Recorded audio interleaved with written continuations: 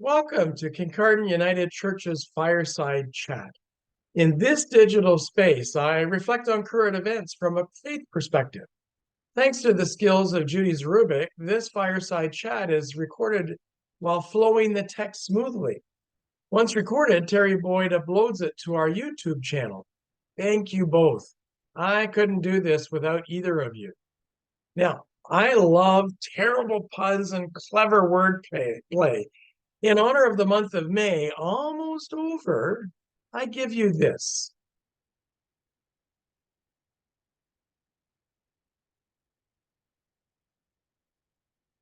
With a rainy May, maybe this sign isn't so far-fetched.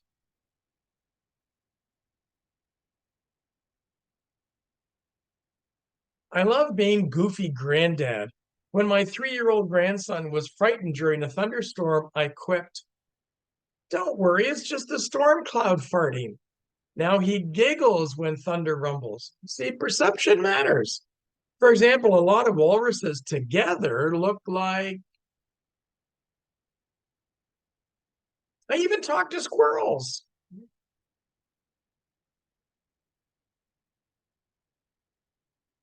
Indeed, creatures are most creative when hunting food. Ba, ba, ba. With the Paris Olympics coming this summer, will color commentators mix in humor? During the disco era, Gloria Gaynor was one of my favorite singers. This will be my last pun for this fireside chat. I wanted to go out on a high note and then take a rest.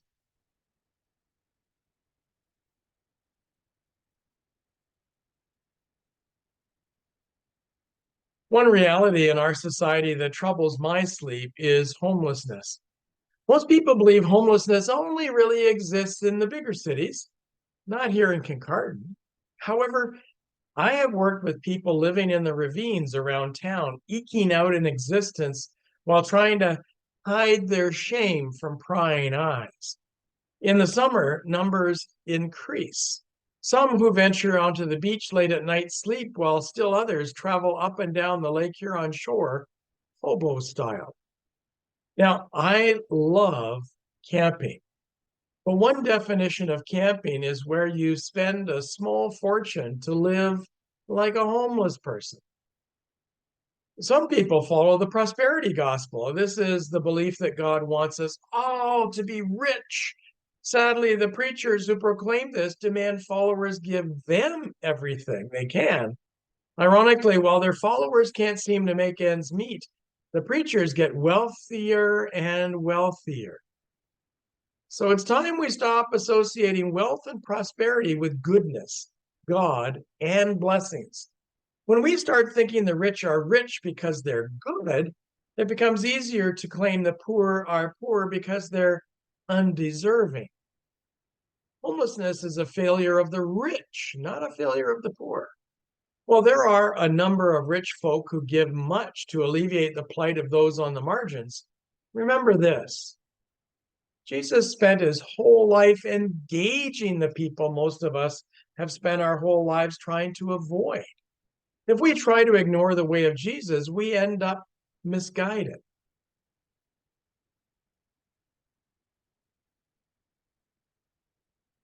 Often the easiest path for corporations to take when in financial trouble is to cut workers.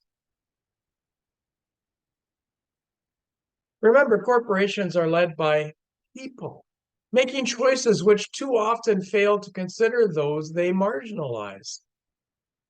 As this sign at Grace Methodist Church in New York City says, 8 men have as much wealth as 3.6 billion people. But sure, the single mom on food stamps is the problem. As feminist scholar Elizabeth Schusler Fiorenzo wrote, all theology, knowingly or not, is by definition always engaged for or against the oppressed. As Jonathan Sacks, the late chief rabbi of the United Hebrew Congregations of the Commonwealth, wrote, The test of faith is whether I can make space for difference. Can I recognize God's image in someone who is not in my image, whose language, faith, ideal are different from mine? If I cannot, then I have made God in my image instead of allowing God to make me in God's image. Daniel Levy of Schitt's Creek fame adds, people's differences are the reason to start a conversation, not to end one. Tommy Douglas asserted, we're in this world together, and the only test of our character that matters is how we look after the least fortunate among us, how we look after each other, not how we look after ourselves. That's all that really matters. Here's an example of what I mean. This restaurant has a wall with prepaid tickets for people who are hungry but can't afford food.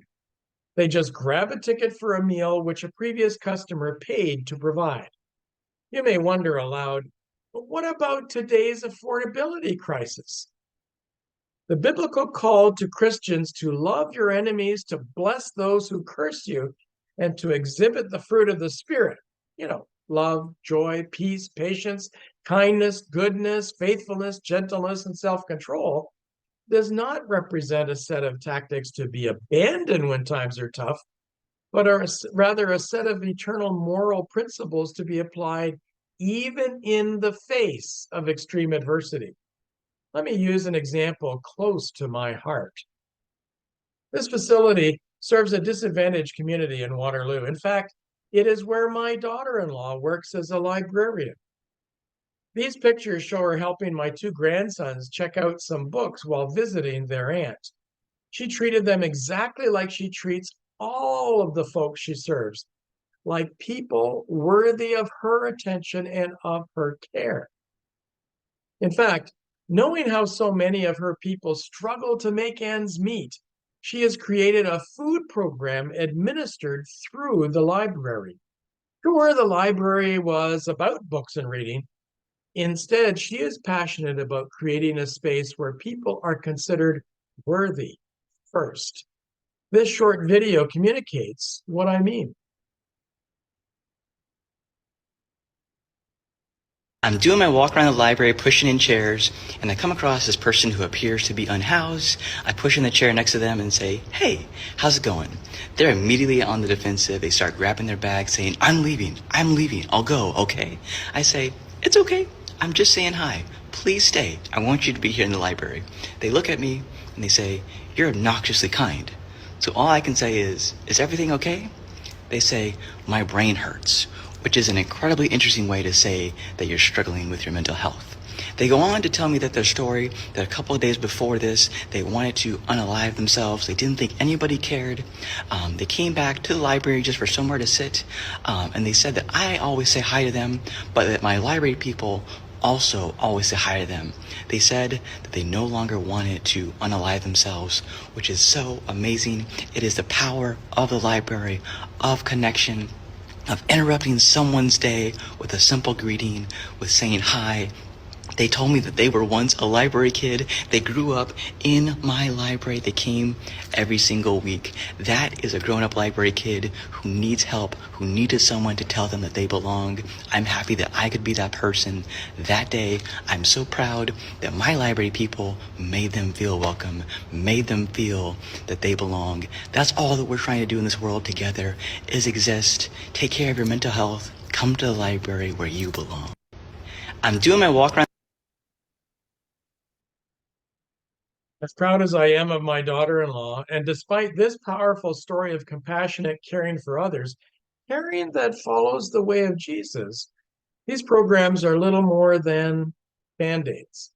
What we as Christians need to do is advocate for social change, helping to foster institutions which make a difference while combating the systemic roots of poverty and income inequity. Consider Jay, who has struggled with housing for over 35 years, making maintaining his physical and mental health excruciatingly difficult. Safety was always a concern. Here is his place with supportive housing of Waterloo. He revealed that while some may have difficulties settling into a new home, he felt like he was home right away. Jay fondly recalls leaving his unit for the first time and coming back, putting his key in the lock, and realizing that worrying about having his belongings stolen was a thing of the past. His new home is close to Westmount Golf and Country Club, a rather upscale location. It is also conveniently close to a local grocery store. Lots of university housing dots the area. As a result, he doesn't feel like he lives in a ghetto for the poor, but in the middle of normal life. After all, no person should have a monopoly on most of the resources for living. Remember that monopoly ends when one cannot afford to live on the board anymore. At that point, everything becomes worthless. The money means nothing. The hotels sit abandoned. The only thing left is to restart the game and do it again. It's unsustainable. However, it's what we're doing. To cast one's eyes heavenward away from the sufferings of the world is an act of idolatry. For Jesus says he is present in the stranger. Carlos A. Rodriguez, pastor of Catch the Fire in Raleigh, North Carolina, and a passionate advocate for the marginalized, has stated, "You cannot love your neighbor while supporting or accepting systems that crush, exploit, and dehumanize them. You cannot love your neighbor while accepting less for them and their family than you do for you and your own." Consider that the only miracle Jesus performs in all four Gospels is feeding hungry people. Jesus didn't ask them if they could afford to buy food. He didn't teach them to fish or offer them tough love. Jesus saw people in need and helped them. Matthew 25 tells us that when Jesus returns and judges between the righteous and the unrighteous, he doesn't judge them based on their orthodoxy, their patriotism, or their individual definitions of morality. He judges them based on compassion towards vulnerable people, says Reverend Benjamin Kremer. South African Anglican Bishop Desmond Tutu once wrote, "I don't preach a social gospel, I preach the gospel, period. The gospel of our Lord is concerned for the whole person." When people are hungry, Jesus didn't say, "Now, is that social or political?" He said, "I feed you because the good news to a hungry person is bread."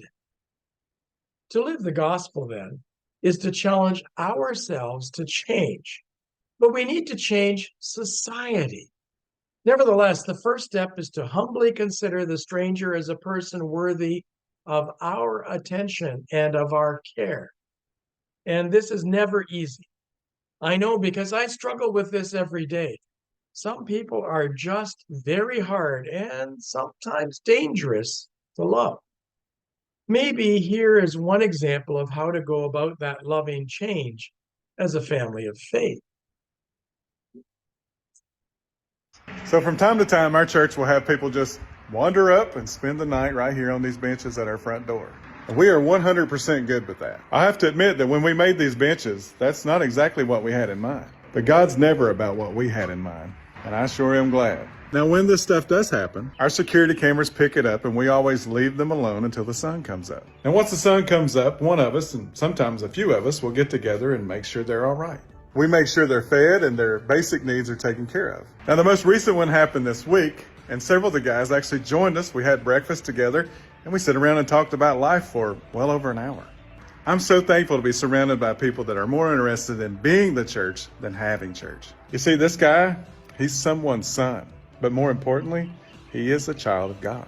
And if that were my son, I would hope that someone was showing compassion. See, because our job is not to judge and condemn him. Our job is to embrace him, love him, and help provide for him.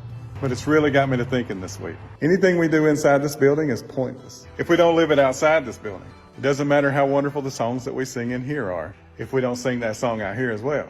It doesn't matter how good the sermon in here is if the sermon out here that we preach is the exact opposite. If we're knowing more about what happens inside these walls than what we do outside of them, then that's a problem. And we still believe that people matter more. Love y'all. Now, 1 year ago today, we shared this. So from time to time, our church will have people just wander. As that pastor said, people matter more. Indeed, if we live our lives of faith only inside the walls of the church building, we are really hiding from the call of Jesus. In the book of James, chapter 2, verses 14 to 17, he writes, "What good is it, my brothers and sisters, if someone claims to have faith but has no deeds? Can such faith save them? Suppose a brother or a sister is without clothes and daily food. If one of you says to them, 'Go in peace, keep warm and be well fed,' but does nothing about their physical needs, what good is that? In the same way, faith by itself, if it is not accompanied by action, is dead." For example, explain to me why some Christians have said to me, "If you can't pay rent, buy fewer lattes and avocado toasts." Explain to me, like I'm a child, why those Christians don't ask instead, "If you can't pay your employees a living wage, buy fewer yachts, supercars, and spacecraft." To show compassion for an individual without showing concern for the structures of society that make that person an object of compassion is to be sentimental rather than loving. Let me use one last example. In response to someone claiming that homeless people should have to work for their meals just like the rest of us, I might reply, "Okay, I know a man who is homeless. He'd be happy to work. He's got a business degree. He would be happy to come clean your house, to do your yard work, babysit your kids, or just about any office job. What time tomorrow should he come to see you?" Then I would add, "Mind you, he's homeless, so he hasn't showered in a while, and the only clothes he has are the ones on his back, because he lost all his stuff last week when he got picked up for vagrancy and they wouldn't let him go back for his bags. It would be a few weeks before what you were paying him is enough for him to seek shelter and such." I would wait for the light to dawn. Then I would finish, "See, it isn't that easy. He can't get a job because he's homeless with no access to hot water or to clean clothes. He can't get access to shelter, hot water, or clean clothes without a job. You want him to work for his meals? Give him a hand out of the vicious cycle. Stop pretending that all he has to do is get a job." It may seem there is no hope for the homeless. However, let me share a part of the poem Hope by John Riddell as a form of prayer. Hope is often so much quieter than our fear. You have to really listen closely to hear the voice of hope. Hope is the whisper between screams. Hope is the nearly inaudible sound of your own tears drying on the rose of your cheek. Hope is the noise of you softly exhaling while looking for the divine in the mirror. Hope is humble. Hope is stealthy.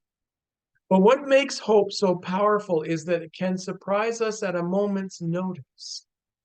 Hope is always present. If you just listen to the whispering hope that surrounds you, I swear you'll never give up again. The next Fireside Chat will be recorded on Thursday, June 13th.